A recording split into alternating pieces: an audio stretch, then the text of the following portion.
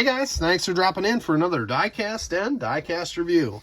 Well, here is the Mark Martin Archive exclusive Valvoline number 6 from the 1997 Talladega 500.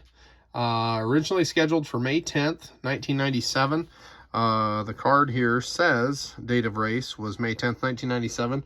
It was rained out and rescheduled for April 27th of 1997. I did not know that until I got looking at the race report. So Mark Martin started 18th, led 47 laps, and there were no cautions in this race. So led the last 5, watched the last 5 laps of it. There wasn't really a whole lot of action towards the end of the race. Dale Earnhardt followed him basically to the finish and never really got a chance to make a run at him. So pretty dominating fashion there at the end of the race that they won. So we got Mark Martin, number 6 Valvoline Talladega win, 1997 Thunderbird, 1 of 300. Like I said before, this was exclusive to the Mark Martin Archive website, and this is not an authentic the authentic tooling for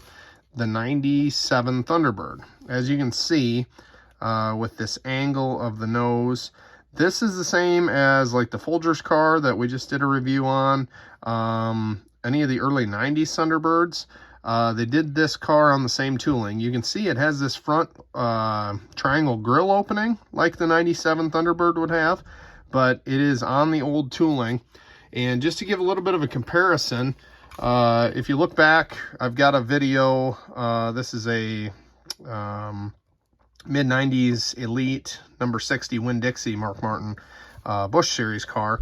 Look at the difference in the tooling on the nose, and the overall body style from the nose back really isn't a whole lot different. This car is kind of one of those early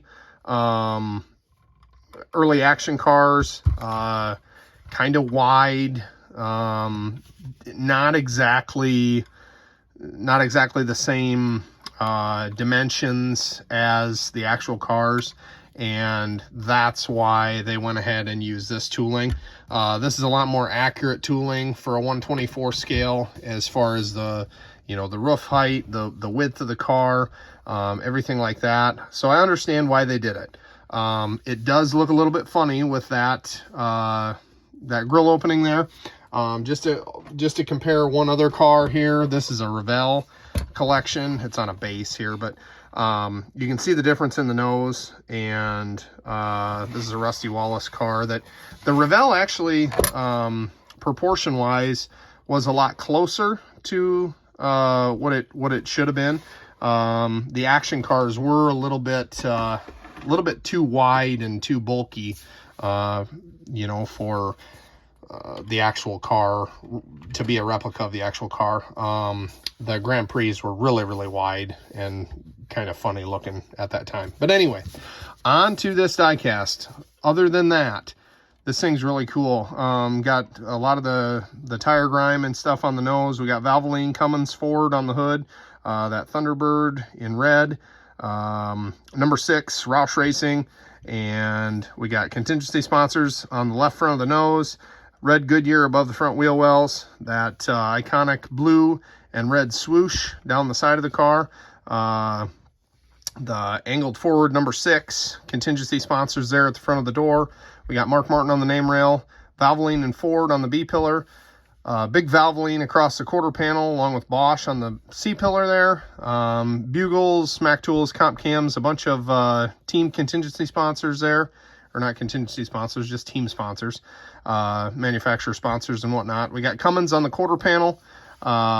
Big Cummins along with Valvoline and number 6 on the tail, along with Ford. And the blue and the red, which I'll get to here in a minute, never really realized on these paint schemes the difference between the blue and the red from side to side, but I'll show you that in a minute. We got Cummins on the deck lid, 298 out of 300 on this car. We got a big number 6 on the roof, and down the right side we got much of the same. The number 6 is slanted forward on this side as well. Looks cool. So what I was getting at with the red and blue, if you look on this side, the middle swoosh here, or middle graphic, is blue. The bottom one is red. This side of the car, middle one is red, bottom one is blue. I never really noticed that too much until it was, I think it was on like the Mark Martin Instagram page. Somebody had mentioned it. And as you can see, the bottom quarter panel on this side is blue and white, and this side is red and white. So that's kind of cool. Different from side to side, and it just matches the Valvoline logo here. This side's red and this side's blue. So anyway, that's basically it on the paint scheme. Not much for damage or anything like that. Granted, this was a super speedway race with no cautions, so there probably wasn't a lot of damage on any of the cars. These older tooling Thunderbirds, like I've showed in some of the other videos on the Folgers car and a couple others, die-cast underbody, great suspension and rear end housing detail, great engine, front steering linkage, and transmission detail, along with the exhaust detail on these.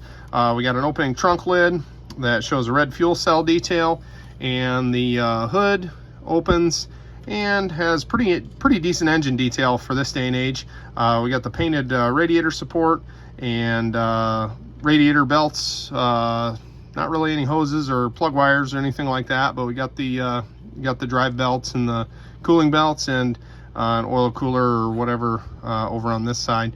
Firewall detail, we got some looks like some brake master cylinders and some other stuff on there, and we got Ford and Valvoline under the hood. So anyway, that's all I got on this one, guys. Was really excited to get this. We got a few more new ones coming in this week, and we'll have some more diecast reviews coming up. So stay tuned, like, comment, subscribe, and we will catch you on the next one. Thanks, guys.